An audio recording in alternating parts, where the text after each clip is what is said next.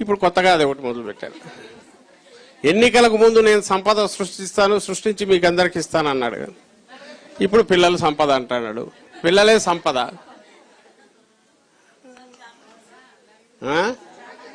ఏమా సో దీనికి సంబంధించినంత వరకు ఈయన నేనేమవుతున్నా జోకర్ అయితే అనుకోను. కావాలని ఒక జోక్లో సమాషా కన్నట్టు అనే వెనక ఒక క్రూరమైన విషయం ఉంది. ఇప్పుడు ఈరోజు అందుకే చంద్రబాబు మోసం చేశాడంటే చంద్రబాబు మోసం కాక ఏం చేస్తాడని అనుకొని అడ్జస్ట్ అవుతారనే రోజు దీనికి వచ్చేసింది సిచ్యువేషన్. రాజకీయం అంటే ఇట్లా ఉంటుంది కదా, లేకపోతే అది ఆయన తప్పు, జగన్మోహన్ రెడ్డి గారి తప్పు. అలాగే చంద్రబాబు నాయుడు మోసం కాక ఏం చేస్తాడు, చంద్రబాబు నాయుడు అబద్ధం కాక ఏమాడతాడు, మీరు మీ పిచ్చి కానీ మీరు ఎక్స్పెక్టేషన్స్ ఏంటి అని అనుకున్నా ఆయనకు పర్లేదు. తాను దాటేస్తే చాలు, ఆ రోజుకి అది అయిపోతే చాలు.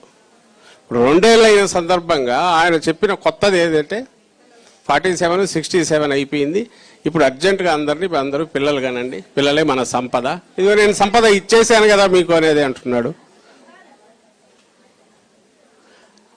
అది ప్రజలకు చెప్పే బదులు సీరియస్ ఇష్యూ చాలా మంది కొంతమంది సీరియస్గా రియాక్ట్ అవుతున్నారు. పిల్లలు కానీ యంత్రాలు కాదు కదా ఇవన్నీ.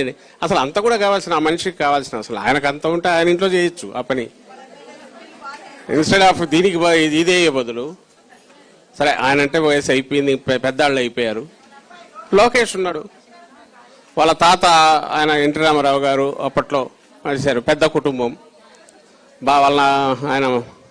వాళ్ళ మామ ఆయన బాలకృష్ణ గారు కూడా ఏదో సినిమా కూడా చేసినట్టున్నారు, పిల్లల అవసరమని. తాతమ్మలో సంథింగ్ నాకు చిన్నప్పుడు చూసాను, గుర్తులేదు.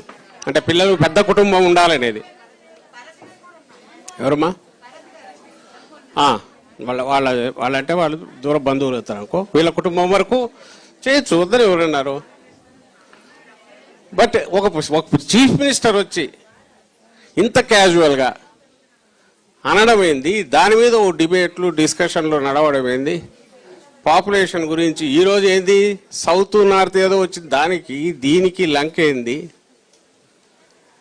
ఇప్పుడేమది ఓవర్ నైట్ కావడమా, అయిన తర్వాత నువ్వేం చేస్తావు అనేది, లేకపోతే ఉన్నవన్నీ పీకేసావు. ఫ్రీ ఎడ్యుకేషను, మంచి ఇదో హాస్పిటల్సో, ఫెసిలిటీసో, స్కూల్స్, గవర్నమెంట్ సపోర్టు కంప్లీట్ పీకేసావు పక్క.